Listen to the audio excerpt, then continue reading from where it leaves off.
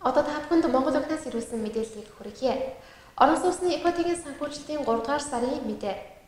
Монгол банкны ерөнхийлөгчийн 2016 оны 10 дугаар сарын 25-ны өдрийн А295 дугаар тушаалаар орон сууцны ипотекийн санхүүжилтийн журмыг шинжилэн баталсан бөгөөд тус журмын дагуу Монгол банк орон сууцны ипотекийн санхүүжилтийг хэвийн олгож байгаа юм а.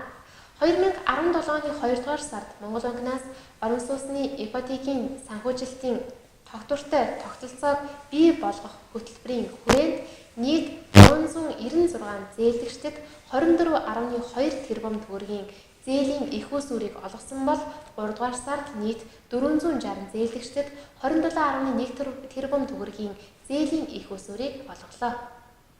Ипотекалық тұрғын үй қаржыландыру туралы наурыз айының мәліметі. Моңғол банкінің президентінің А295 жарлығы бойынша ипотекалық тұрғын үй қаржыландыру ережелерін жаңадан бекіткен. Және де аталмыш ережеге көрсетілгендей Моңғол банкі ипотекалық тұрғын үй қаржыландыруын жалғасты беруде. 2017 жылы 2 айда Моңғол банк ипотекалық тұрғын үй қаржыландыруын тұрақты жүйеге келтіру бағдарламасы аясында барлығы 396 несие алушыға 24,2 миллиард төгрөгтің несиесін берген. Наурыз айында барлығы 460 несие алушыға 27,1 миллиард төгрөгтің несиесін берген. Монгол банкын тушаасан алтны хэмжээ 2.2 тоннд хүрчээ. Монгол банк оны эхний 3 сарын байдлаар нийт 2.2 тонн алт дотоодын алт олборлагч аж ахуйн нэгж иргэдээс худалдан авчээ. Энэ нь өнгөрсөн оны мөн үетэй харьцуулахад 300 кг буюу 15.7% өссөн үзүүлэлт юм а. Алт тушаах нь энэ хэвээр өсөлттэй байвал Монгол банк энэ онд 22 тонн алт худалдан авах буюу одоогийн зах зээлийн ханшаар валютын нөөц 880 сая Америк доллараар нэмэгдэх бүрэн боломжтой гэж Монгол банкнаас мэдээлж байна.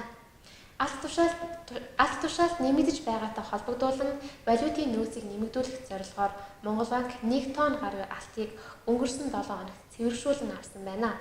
Ингэснээр валютын нөөц 41 сая Америк доллараар энэ 7 хоногт нэмэгдэн гэсэн тооцооллыг мэргэжлийн хүмүүс хэлж байна. Цаашид Төв банк худалдан авсан алтаа цэвэршүүлэх тухай бүрт нөөц энэ хэмжээгээр өсөх юм байна. Монгол банк 2016 онд 18.3 тонн алт худалдан авчээ. Моңғол банкыға өткеріп берген алтынның мөлшері 2,2 тоннаға жетті. Моңғол банк алғашқы 3 айдың есебімен барлығы 2,2 тонна алтынды отандық алтын өндіруші компаниялар, шаруашылық бірлестіктермен және жеке тұлғалардан сатып алған.